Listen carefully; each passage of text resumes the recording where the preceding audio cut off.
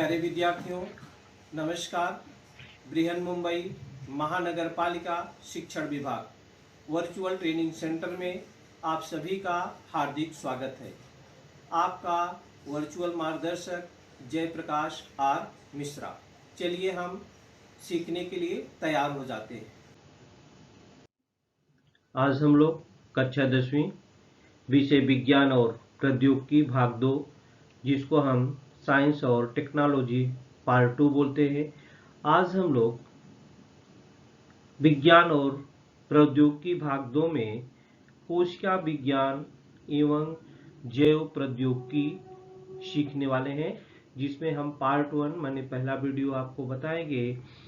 तो बच्चों, जिसको हम बोलते हैं सेल बायोलॉजी एंड बायोटेक्नोलॉजी। क्या बोलते हैं इसको? Cell biology and biotechnology. बच्चों, ये सेल जो शब्द है कोशिका, इससे हम पहले से भली भांति परिचित है। अपना जो शरीर है ये बहुत सारी कोशिकाओं से मिलकर के बना हुआ है। इसमें हम पाठ में क्या क्या सीखेंगे, पहले हम उसको जान लेते हैं बच्चों। तो कोशिका विज्ञान एवं जैव प्रौद्योगिकी सेल बायोलॉजी एंड बायोटेक्नोलॉजी में हम आपको कोशिका विज्ञान, जिसको सेल बायोलॉजी या साइटोलॉजी बोलते हैं, मातृकोशिका या मूल कोशिका, जिसको बोलते हैं हम स्टेम सेल्स। क्या बोलते हैं बच्चों? Stem cells. आप ये स्टेम सेल्स का चित्र देख रहे हैं। जैव प्रौद्योगिकी और उसके व्यवहारिक उपयोग, यह है जैव प्रौद्योगिकी और उसके व्यवहारिक उपयोग, जिसको हम बायोटेक्नोलॉजी एंड इट्स एप्लीकेशन बोलते हैं बच्चों। कृषि विकास के महत्वपूर्ण सोपान, डेवलपमेंट ऑफ एग्रीकल्चर। तो पार्ट 1 वीडियो में हम आप लोगों को कोशिका विज्ञान क्या है और स्टेम सेल क्या है, इसके बारे में हम लोग आज सीखेंगे। ये बच्चों देखिए, ये जो चित्र आप देख रहे हैं, इसमें सेल बायोलॉजी और ये स्टेम का है, ये बायोटेक्नोलॉजी एंड इट्स एप्लीकेशन है, ये है डेवलपमेंट ऑफ एग्रीकल्चर। तो सबसे पहले बच्चों हम कोशिका के बारे में सीखेंगे। कोशिका क्या है बच्चों? कोशिका किसे कहते हैं हमने पहले भी सीखा है, जिसको सेल बोलते हैं। ये कोशिकाएं है। अपना जो शरीर है कोशिका से बना है। कोशिका का जो आकार होता है, हम कह सकते हैं अनेकों प्रकार का होता है बच्चों। गोलाकार भी होता है, चपटाकार होता है, बेलनाकार होता है। तो जिस प्रकार से हमने कहा कोशिका से शरीर का निर्माण होता है, आपने पढ़ा है कि जिस प्रकार से पुस्तक है, जो पुस्तक आप पढ़ते हैं, पुस्तक में अक्षर होता है, अक्षरों के सहयोग से शब्द बनता है, शब्दों के समूह से वाक्य बनता है, और वाक्यों के समूह से पाठ बनता है, और कई पाठ मिला करके पाठ्य पुस्तक का निर्माण हो जाता है। उसी प्रकार से आप यहाँ पर चित्र देख रहे हैं, ये सेल है। हमने कहा इसका आकार विभिन्न प्रकार का होता है। सेल से क्या बनता है? सेल से टिश्यू बनता है, टिश्यू से आर्गन बनते हैं, आर्गन से अपना बहुत सारा सिस्टम बनता है, और वो सारे सिस्टम मिला करके अपना बॉडी का निर्माण होता है। यहाँ पर आप देख रहे हैं बच्चों, थोड़े से सेल अपने शरीर में नहीं होते हैं, ये 300 बिलियन न्यू सेल एवरीडे तैयार होते हैं बच्चों। सेल बनते भी हैं, बिगड़ते भी हैं, नष्ट भी हो जाते हैं, फिर बन जाते हैं, और 200 मिलियन पर मिनट बनते हैं। 200 मिलियन पर मिनट। ये देखिए, यहाँ पर आप ध्यान देंगे तो थोड़ा सा रिवीजन हम आपको करा देते हैं, कोशिका है क्या चीज। तो बच्चों, कोशिका जो है, ये देखिए सेल्स है हमारे। ये कोशिका में आपने पढ़ा था प्रकार के बारे में, ये कोशिका भित्ति है, केंद्रक है, ये सब प्रकार हम लोगों ने सीखा था 8वीं में। 9वीं में भी। तो कोशिका सेल जो है बच्चों क्या है, यहाँ पर हम सजीवों के शरीर की रचनात्मक और क्रियात्मक इकाई है। रचनात्मक और क्रियात्मक, और प्रायः ये स्वतः जनन की सामर्थ्य रखती है। सेल खुद बनते हैं, देखिए 300 billion new sales every day अपने आप बनते हैं, उनमें बनने की क्षमता होती है। कुछ सजीव जैसे जीवाणुओं के शरीर एक ही कोशिका से बने होते हैं। जो एक कोशिका से बने होते हैं बच्चों, उसको हम एक कोशिकीय जीव कहते हैं। और जब कि कुछ सजीव जैसे मनुष्य है, मनुष्य का शरीर अनेक कोशिकाओं से मिलकर बना होता है, जिन्हें हम बहुकोशिकीय सजीव कहते हैं। बहुकोशिकीय सजीव कहते हैं। तो जैसे हमने पाठ्य पुस्तक का बताया, आपने पढ़ा था कि अक्षरों के समूह से शब्द, शब्दों के समूह से वाक्य, वाक्यों के समूह से पाठ, और पाठों के समूह से पाठ्य पुस्तक का निर्माण होता है। उसी प्रकार से सेल से टिश्यू बनता है, टिश्यू से आर्गन बनता है, आर्गन से सिस्टम बनता है हमारे शरीर का, और सारे सिस्टम को मिला करके हमारी बॉडी तैयार हो जाती है। तो बच्चों, सेल का बहुत ही बड़ा योगदान हमारे बनने में है, हमारे शरीर के बनावट में है। तो ये तो हो गया सेल। ऊतक, जो ऊतक है जिसको हम टिश्यू बोलते हैं बच्चों, टिश्यू क्या करता है हमारे शरीर में? ये टिश्यू जो होते हैं, ये सब टिश्यू है। ऊतक के भी कई प्रकार होते हैं बच्चों। ये देखिए यहाँ पर सेल है, सेल से टिश्यू बना है, टिश्यू से आर्गन है, आर्गन से आर्गन सिस्टम है, और आर्गन सिस्टम से ऑर्गेनिज्म, मतलब ये अपना बॉडी पूरा क्या हो गया है, तैयार हो गया है। अपना पूरा बॉडी, असंख्य लोग पूरे तैयार हो जाते हैं, बराबर। तो ऊतक किसे कहते हैं? ऊतक शरीर का विशिष्ट कार्य करने के लिए एकत्र आए एक जैसे कोशिकाओं के समूह को ऊतक कहते हैं। शरीर का विशिष्ट कार्य करने के लिए एकत्र आए एक जैसे कोशिकाओं के समूह को क्या कहते हैं? ऊतक कहते हैं। और हमारे शरीर में मांसपेशियों के आकुंचन व प्रसारण के कारण हम हिलडुल पाते हैं। अपनी मांसपेशियों में आकुंचन अगर प्रसारण नहीं हुआ तो हम हिलडुल नहीं सकते। ये कार्य किसका है बच्चों?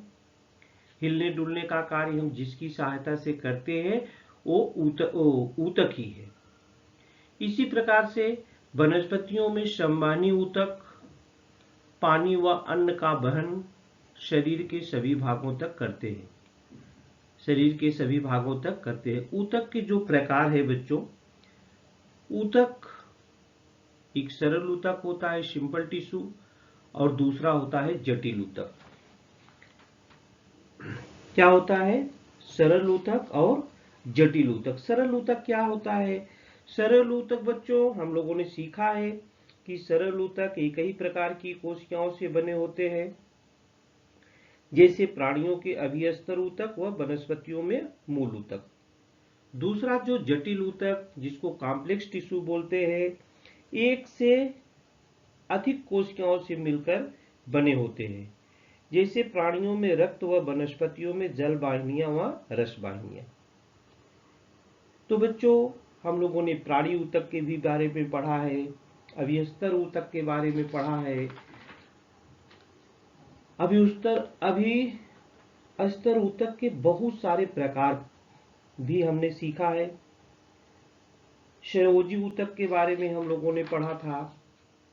मांसपेशी ऊतक, तंत्रिकीय ऊतक, वनस्पति ऊतक, विभाजीय ऊतक, अस्थायी ऊतक।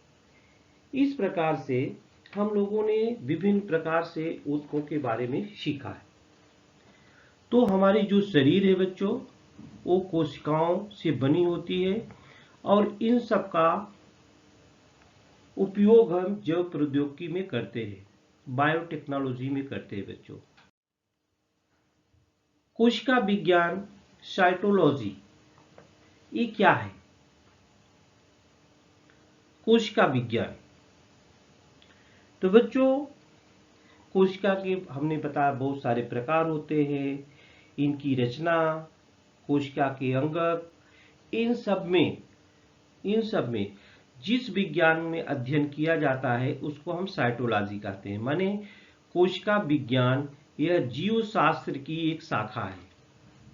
कोशिका के प्रकार, कोशिका की रचना और कोशिका के अंगकों का अध्ययन किया जाता है। कोशिका विज्ञान के कारण मनुष्य के स्वास्थ्य से जुड़े क्षेत्रों में क्रांतिकारी बदलाव हो रहे हैं।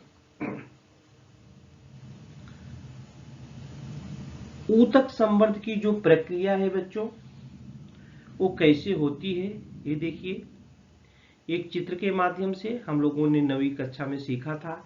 ये स्रोत वनस्पति है। एक देखिए स्रोत वनस्पति का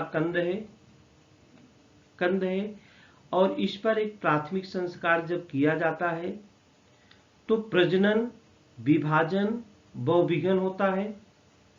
इसके बाद तना से उसका शुरुआत होती, तना मूलारंभ है।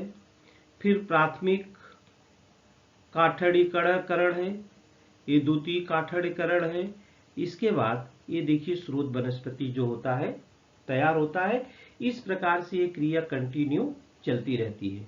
तो हम लोगों ने वनस्पतियों के बारे में सीखा था कक्षा 9वीं में। इसमें हम कैसे था, इसकी जो जानकारी दी थी वो फ्रेडरिक कैंपियन स्टुअर्ट एक ब्रिटिश वैज्ञानिक थे।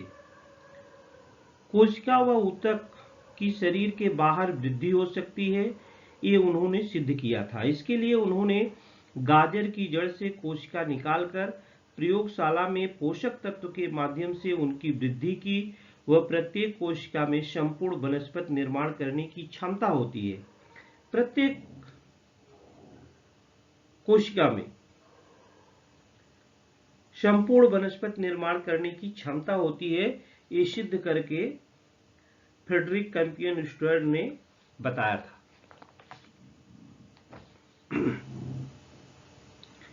ये बच्चों जो कोशिका विज्ञान है, ये भारत में अपने पुणे में राष्ट्रीय कोशिका संशोधन संस्थान बनाया गया है और बेंगलुरु में इनस्टेम संशोधन संस्थान है।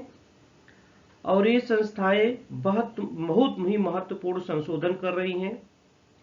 इनको आप अगर देखना चाहते हैं तो आपकी बुक में वेबसाइट दी गई है, उस वेबसाइट पर आप जाएंगे तो इनके बारे में आप जानकारी ले सकते हैं। आगे हम बच्चों आप लोगों को स्टेम सेल्स, जिसको है मातृ कोशिका या मूल कोशिका के बारे में सीखेंगे। मूल कोशिका जिसको स्टेम सेल बोलते हैं, ये देखिए स्टेम सेल है, इस मूल सेल है जो बहुकोशिकीय सजीव हैं। इनके शरीर में एक कोशिका होती है। कोशिकाएं बहुकोशिकीय सजीवों के शरीर में स्थित अन्य सभी प्रकार की कोशिकाओं को जन्म देती हैं, ये मूल कोशिकाएं। उसी प्रकार से अगर हमको चोट लग जाती है तो उसका घाव ठीक होने के लिए, भरने के लिए ये कोशिकाएं जो महत्वपूर्ण काम करती हैं। तो हमने जैसे आपको बताया कि हम लोगों ने वनस्पति कोशिकाओं के बारे में सीखा था। इसमें प्राणी, जिसमें मनुष्य के बारे कोशिकाओं के बारे में हम लोग सीखेंगे। बच्चों आप लोग सभी जानते हैं, सभी लोग, ये देखिए मेन सेल है और उससे अलग अलग कई सेलों का जो है निर्माण होता है। तो बहुत सारी सेल हैं, जैसे अपना मस्तिष्क है, हड्डी है, लीवर है, ये सबका निर्माण होता है। तो सबका सेल से ही निर्माण होता है बच्चों। बहुकोशिकीय सजीवों के शरीर में स्थित यह विशिष्ट प्रकार की कोशिकाएं हैं। कोशिकाएं बहुकोशिकीय सजीवों के शरीर में स्थित अन्य सभी प्रकार की कोशिकाओं को जन्म देती है। ये मूल कोशिकाओं सबको जन्म देती है। उसी प्रकार हमें जख्म होने पर उसको ठीक करने के लिए कोशिकाओं का महत्वपूर्ण योगदान होता है। जैसे सजीव की उत्पत्ति कैसे होती है बच्चों, आप लोग सभी जानते हैं, न अकेला पुरुष न अकेली स्त्री। और जब पुरुष और स्त्री, स्त्री युग्मक और पुरुष युग्मक, इनका फलन होने से युग्मज बनता है और जिसे आगे चलकर सजीव का निर्माण होता है। आगे चल करके क्या होता है, सजीव का निर्माण होता है, ये सजीव बन जाता है। तो बच्चों, इन जो सजीव का निर्माण होता है, सभी कोशिकाएं, ये देख रहे हैं, ये देख रहे हैं आप, कोशिकाएं ना गोलाकार होती हैं। कैसी होती हैं, गोल होती हैं।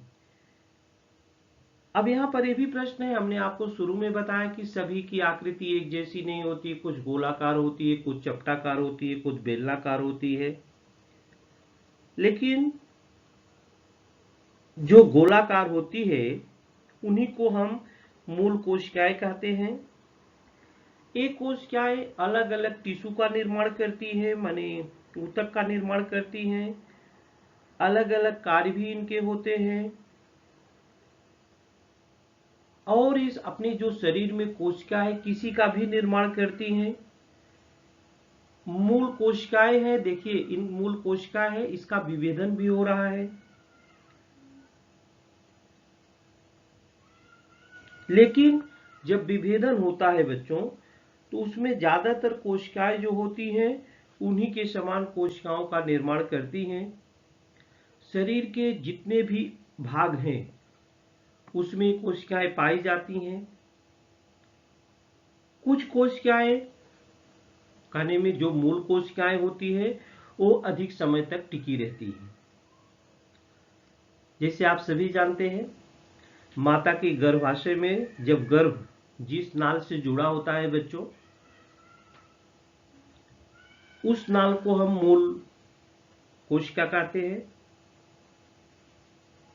धीरे धीरे उसमें बच्चे की वृद्धि होती है और उसमें अस्थि मज्जा, बसी संयोजी ऊतक और रक्त में मूल कोशिकाएं होती हैं। इन मूल कोशिकाओं के उपयोग से विभिन्न ऊतकों का भी निर्माण होता है और किसी न किसी अंग का जो ह्रास होता है उस भाग का भी वो कोशिकाएं पूरा निर्माण कर देती हैं। जिस प्रकार से वनस्पतियां अगर लगाना है तो हम कलम करके उसको लगाते हैं, क्या उसी प्रकार से मानव में अंग प्रत्यारोपण संभव है? आजकल अपना टेक्नोलॉजी आगे हो गया है, तो बच्चों संभव है अंग प्रत्यारोपण। जो मूल कोशिकाएं हैं, स्टेम सेल रिसर्च क्या हो रहा है बच्चों, माने मूल कोशिका संशोधन। क्लोनिंग के बाद जैव प्रौद्योगिकी की अगली जो क्रांतिकारी घटना अर्थात मूल कोशिका का संशोधन है, इस संपूर्ण चिकित्सा विज्ञान में मूलगामी बदलाव लाने की क्षमता जैव प्रौद्योगिकी में है, इस प्रौद्योगिकी में है। तो स्रोत के आधार पर ये जो मूल कोशिका है बच्चों, ये देखिए ये मूल कोशिका है, ये विच्छेदित होकर बहुत सारी कोशिकाओं का निर्माण करती हैं। तो दो प्रकार की होती है बच्चों, मूल कोशिकाओं के जो प्रकार है, दो प्रकार है, भ्रूणी मूल कोशिका और दूसरा है वयस्क प्रौढ़ मूल कोशिका। तो भ्रूणी मूल कोशिका क्या है? भ्रूणी मूल कोशिका जो होती है, ये फलन के पश्चात, ये देखिए भ्रूणी मूल कोशिका, भ्रूणी मूल कोशिका क्या करती है, फलन के पश्चात फलित अंड का विभाजन होने लगता है और उसका रूपांतरण क्या होता है, भ्रूण में होता है। इस भ्रूण कोशिका का पुनः विभाजन और विभेदन होता है और गर्भधारण के बाद 14 दिन में कोशिका विशेषीकरण की शुरुआत होती है। इस विशेषीकरण के वजह से अस्थ कोशिका, ये देखिए अस्थ कोशिका है, ये दूसरा यकृत कोशिका है और चेता कोशिका, तीसरा क्या है, ये देखिए चेता कोशिका है। आज विभिन्न अंगों की कोशिकाएं निर्मित होती हैं। ऐसा विशेषीकरण आरंभ होने से पहले इन भ्रूण कोशिकाओं को मूल कोशिका कहते हैं। मानव शरीर में स्थित 220 प्रकार की कोशिकाएं एक ही प्रकार की कोशिका से अर्थात भ्रूण की मूल कोशिका से जन्म लेती हैं। मूल कोशिका यह अविभेदित प्राथमिक स्वरूप की स्वयं की पुनरावृत्ति करने की क्षमता रखने वाली सभी मानवीय कोशिकाओं की जनक कोशिका होती है। मूल कोशिकाओं के इसी गुणधर्म को बहुविधता कहते हैं।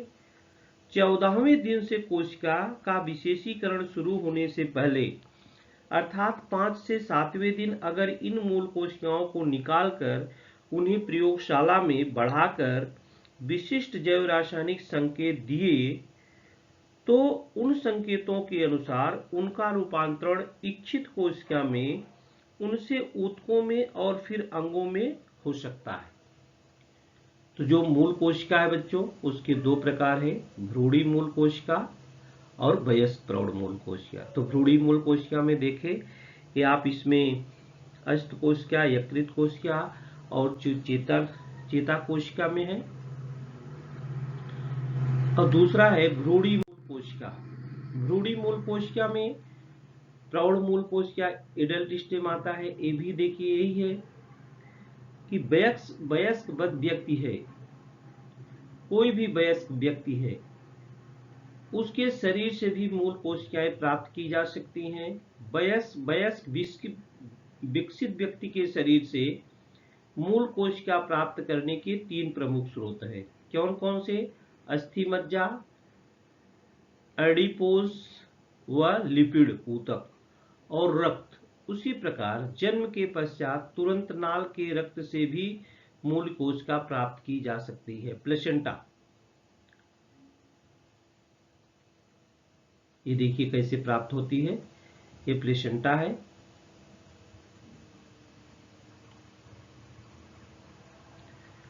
अब इन मूल कोशिकाओं का उपयोग कहां कहां होता है बच्चों?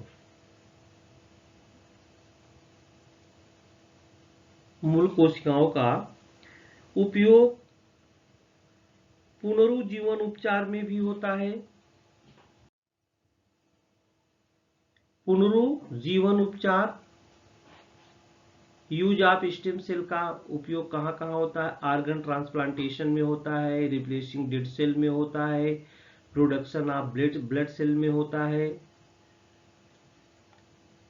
सेल थेरेपी में जैसे मधुमेह, हृदय रोग का झटका, अल्जाइमर का रोग, कम्पवात, पार्किंसन का रोग आदि के कारण निष्क्रिय हुए ऊतकों को बदलने के लिए मूल कोशिकाओं का उपयोग किया जाता है। माने जब ऊतक उसमें खराब हो जाते हैं, आप जितने आपका हाथ पैर हिलता है, बॉडी की पूरी रचना होती है, उसमें ऊतक का विशेष महत्व है। अगर उनको खराब हो जाता है, उनको बदलने के लिए तो मूल कोशिकाओं का उपयोग किया जाता है। दूसरा रोग है एनीमिया है, ल्यूकेमिया है, थैलेसीमिया है आदि रोगों में लगने वाली रक्त कोशिकाएं बनाने के लिए भी मूल कोशिकाओं का उपयोग किया जाता है। अंग प्रत्यारोपण, ऑर्गन ट्रांसप्लांटेशन। बच्चों, यकृत हुआ, किडनी हुआ जैसे अंग अगर अपने अंदर खराब हो जाते हैं, अंग निष्क्रिय होने पर मूल कोशिकाओं से ही वे अंग बनाकर और उनका प्रत्यारोपण किया जाता है। यकृत, किडनी जैसे अंग निष्क्रिय होने पर मूल कोशिकाओं से वे अंग बनाकर उनका प्रत्यारोपण क्या होता है? किया जाता है। तो यूज ऑफ स्टेम सेल्स माने मूल कोशिकाओं का उपयोग क्या क्या है? ऑर्गन ट्रांसप्लांटेशन में, रिप्लेसिंग डेड सेल्स में और प्रोडक्शन ऑफ ब्लड सेल्स में किया जाता है। ये कभी कभी प्रश्न पूछा जाता है कि मूल कोशिकाओं के उपयोग कहां कहां पर होते हैं। तो अंग प्रत्यारोपण क्या है बच्चों? हम जान लेते हैं अंग प्रत्यारोपण क्या है। अब ये मूल कोशिकाओं से ही बनता है। ये देखिए अंग प्रत्यारोपण, ये मूल कोशिका है, स्टेम सेल। इससे सभी अंग जो होते हैं, मूल कोशिका विघटित जब होती है, ये देखिए यकृत बनती है, ये हृदय बनता है, हड्डी बनती है, चेता कोशिका बनती है, मस्तिष्क, आंत, इन सब का आप सभी जानते हैं बच्चों। आदमी की आयु बढ़ने के साथ साथ रोग होते थे। अभी तो बच्चा पैदा होता है, पता चलता है कि ये भाग इसके पास है ही नहीं है। तो मनुष्य की इस बढ़ती हुई आयु, दुर्घटना, एक्सीडेंट वगैरह हो जाता है, कुछ रोग हो जाती है, तो उससे हमारे अंदर जो हमारे अंग हैं उनके कार्य करने की क्षमता कम हो जाती है। ऐसी परिस्थिति में उसका जीना असहज हो जाता है। तो अपने शरीर में कुछ अंग ऐसे भी हैं बच्चों जो आप डबल है, जैसे किडनी है। किडनी अगर आप एक दे सकते हो दूसरे को, तो आप एक किडनी पर भी जिंदा रह सकते हो। ऐसी परिस्थिति में अगर उस व्यक्ति को आवश्यक अंग प्राप्त हो गया, जिसका भाग जो है कमजोर हो गया है, तो ये होता कैसे है बच्चों। जैसे हमने किडनी का पता कि हर व्यक्ति के में 2 किडनी होती है। अगर एक किडनी आप किसी को दान दे देते हैं, किसी की जान बचा लेते हैं, एक किडनी पर भी आप जीवित रह सकते हैं। तो जैसे ब्लड है, किसी के पास ब्लड कम हो जाता था, हम ब्लड दे देते हैं, ब्लड अपने शरीर के अंदर फिर बन जाता है। लेकिन ये सब अंग अगर बदलने होते हैं, ये अगर आप दे दिए तो आपके अंदर फिर बनने वाले नहीं हैं। और कुछ लोग जीवित रहते हैं तो भी अपना अंग दान दे देते हैं, और मरने के बाद डॉक्टर उसको निकाल लेते हैं और उस अंग को जिसको जरूरत रहती है उसको लगा दिया जाता है। उसको बोलते हैं अंगदान या देहदान। ये देखिए कुछ चित्र हम बता रहे हैं, स्टेम कोशिकाएं हैं, यही जब विघटित होती बनता है। ये चेता कोशिका है, ये देखिए अपना लीवर है, ये इंटेस्टाइन है, अपने अंदर कैसे काम करता है बच्चों, ये हार्ट है, और ये अपना ब्रेन है। ये सब मूल कोशिकाएं जब विघटित होती है तो बनती है। अपने शरीर का जो हड्डी का निर्माण हुआ, ये भी मूल कोशिकाओं के विघटन से ही देखिए बनती है हड्डी, अस्थि जिसको बोलते हैं। इसी मूल कोशिका के विघटन से हृदय भी बनता है, इसी मूल कोशिकाओं के विघटन से यकृत बनती है, आंतें बनती है, मस्तिष्क बनता है, और चेता कोशिकाएं भी बनती है। सबका चित्र हमने आपको दिखाया। अंगदान और देहदान ये क्या है बच्चों, ये देखिए मूल कोशिकाएं भी है। कोशिका के अन्य प्रकारों में रूपांतरित हो सकते हैं। परंपरा के अनुसार मानव की जब मृत्यु हो जाती है, उसके कुछ भाग ऐसे भी रहते हैं कि मरने के बाद भी जिंदा रहते हैं। विज्ञान में जब अपना टेक्नोलॉजी आगे आया, तो ऐसे अंगों को जो मरने के बाद भी जीवित रहते हैं, उसको निकाल करके दूसरों के उपयोग में लाया जाता है। इसको ही देहदान बोलते हैं। अंगदान की संकल्पना है बच्चों। बहुत सारे लोग जीते हैं तभी अपना अंग कुछ या पूरा शरीर ही दान दे देते हैं। जैसे आप मेडिकल की पढ़ाई में जब जाओगे, वहाँ पर आप प्रयोग करते हो प्रैक्टिकल, तो बहुत सारे लोग दान पहले से दे देते हैं कि हमारे मरने के बाद जो हमारी माने डेड बॉडी होगी उसको कॉलेजों को दे दिया जाएगा, उस पर लोग रिसर्च करेंगे, प्रैक्टिकल अपना करेंगे, संशोधन करेंगे। बच्चों, अंगदान देहदान कराने से बहुत सारे लोगों की जान बच सकती है। जैसे अगर कोई अंधा व्यक्ति है, अंधा व्यक्ति उसको आपकी आंखें जो होती है ना, आंखें है, यकृति है, किडनी है, हृदय के वाल्व है, त्वचा है, ऐसे अंगों का दान करके जरूरतमंद व्यक्ति के जीवन को सुसह्य किया जा सकता है। उसी प्रकार देह दान करने से चिकित्सक अध्ययन में संशोधन करने के लिए शरीर उपलब्ध होता है। देह दान के संबंध में समाज में जागरूकता बढ़ाने के लिए अनेक सरकारी एवं सामाजिक संस्थाएं जो बच्चों कार्य कर रही हैं कि ऐसे है, हम जब में हमारी डेड बॉडी हो जाती है उसको जला दिया जाता है, किसी के काम में नहीं आता है। अगर इसको हम दान कर देते हैं तो बहुत सारे लोगों को काम में आ सकती है। तो बच्चों, अपना जो शरीर है वो कोशिकाओं से मिलकर के बना है। हमारे शरीर में अनेकानेक कोशिकाएं होती है, मरती भी है, जिंदा भी होती रहती है। तो और वो हमारे उसी कोशिकाओं की सहायता से हमारे शरीर के सभी भाग, जैसे हमने अभी आपको दिखाया था, हृदय है, हड्डी है, यकृत है, आंत है, मस्तिष्क है, चेता कोशिका है, सभी मूल कोशिकाओं के विघटन से ही बना है बच्चों। तो कोशिकाओं का अपने शरीर में बहुत ही महत्व है। जैसा हमने आपको बताया शुरुआत में कि जैसे शब्द से क्या अक्षर है, अक्षर से शब्द बनता है, शब्द से वाक्य बनते हैं, वाक्य से पाठ बनते हैं और पाठों के समूह से पुस्तक की तैयार हो जाती है। उसी प्रकार से अपना शरीर भी है। सेल से टिश्यू बनता है, टिश्यू से आर्गन बनते हैं और वो आर्गन से अपने जो शरीर का निर्माण होता है।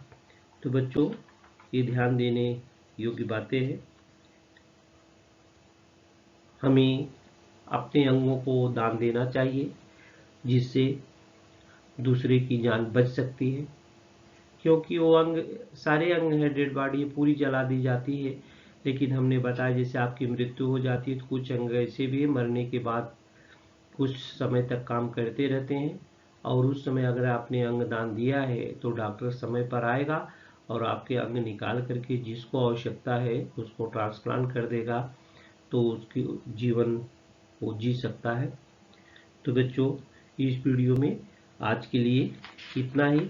आगे के वीडियो में हम आपको जैव प्रौद्योगिकी और उसके व्यवहारिक उपयोग, कृषि विकास के महत्वपूर्ण सोपान के बारे में हम लोग जानकारी लेंगे। आज के लिए इतना ही।